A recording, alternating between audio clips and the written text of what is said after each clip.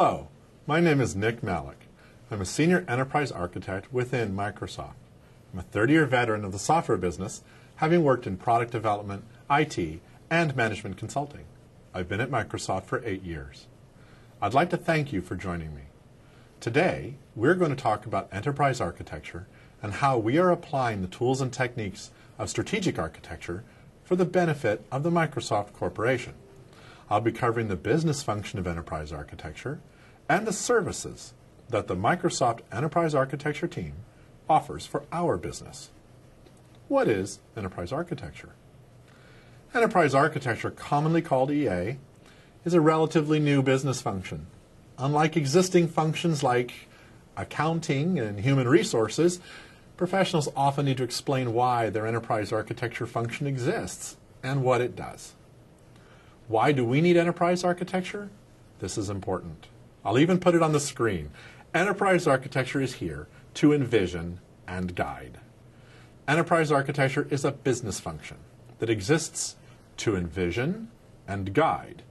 To envision an organization that includes the strategic and operational changes that the leaders require and demand, and to guide changes to the structure of the organization and its systems so that the vision becomes reality.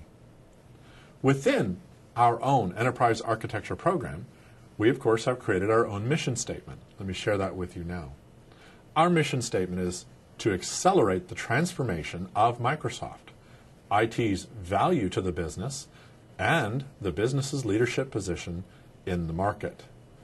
Our mission statement is not limited to IT. It is very specifically there to enable and to build upon the growth and strength of Microsoft Corporation.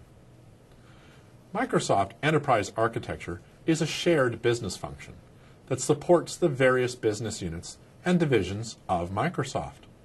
Organizationally, we're part of the IT division. We report to the Chief Technology Officer of Microsoft IT, who reports to the Chief Information Officer. However, functionally, we support the needs of both the business and technology through 3 key service lines.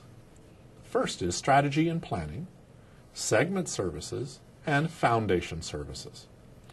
Strategy and planning helps our business partners by creating balanced scorecards and managing their portfolio of platforms. This is important because we're not just looking at them from a technology viewpoint. A balanced scorecard is a management tool, and we help by providing services based upon very highly trained resources to develop those balanced scorecards with and for our business customers. Segment services, another area of enterprise architecture, uses enterprise architecture resources to solve specific problems or to work within specific business areas. By using enterprise architecture resources, we can ensure that enterprise goals, enterprise models, and opportunities for enterprise reuse are considered for maximum flexibility. Foundation services, our third area of EA, manages the architecture tools, trains staff, standardizes processes, and manages the architecture repository and the reports produced from there to provide models for both the standards and architecture review processes. Note, the standards review process and the architecture review processes are not managed by our enterprise architecture team. Both of these functions require broad cross-team support, managed as part of the overall governance process, but still in the office of the CTO. Now, who are our customers? Enterprise architecture lives in 2 worlds, the world of IT and the world of the business. Both IT and the business have distinct needs, and both are customers of enterprise architecture.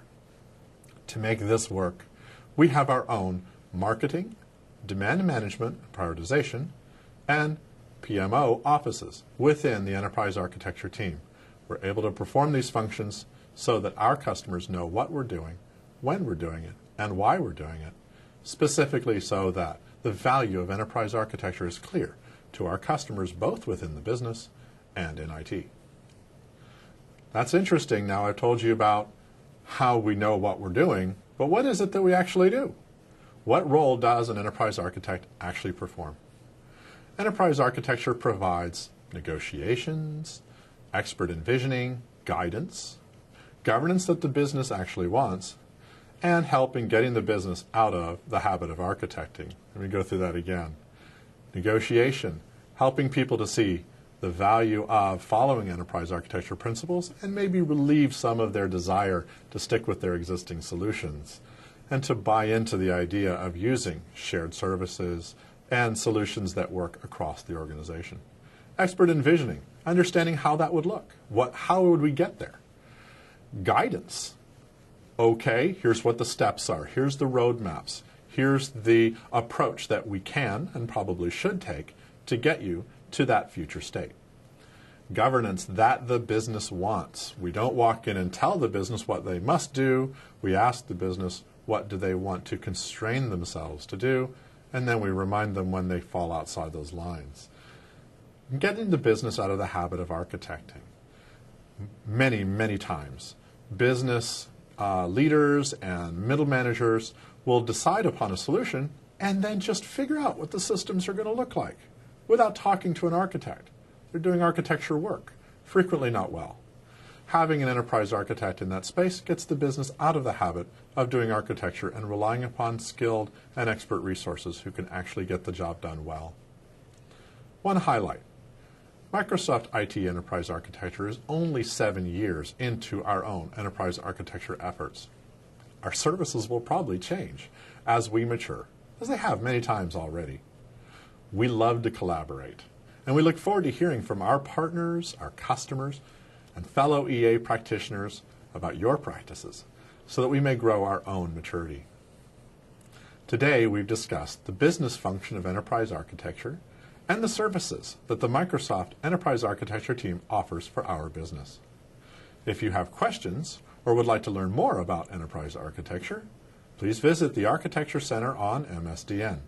You can also visit my blog, Inside Architecture, where I discuss topics surrounding EA, business modeling, and IT governance. Thank you for joining us. See you next time.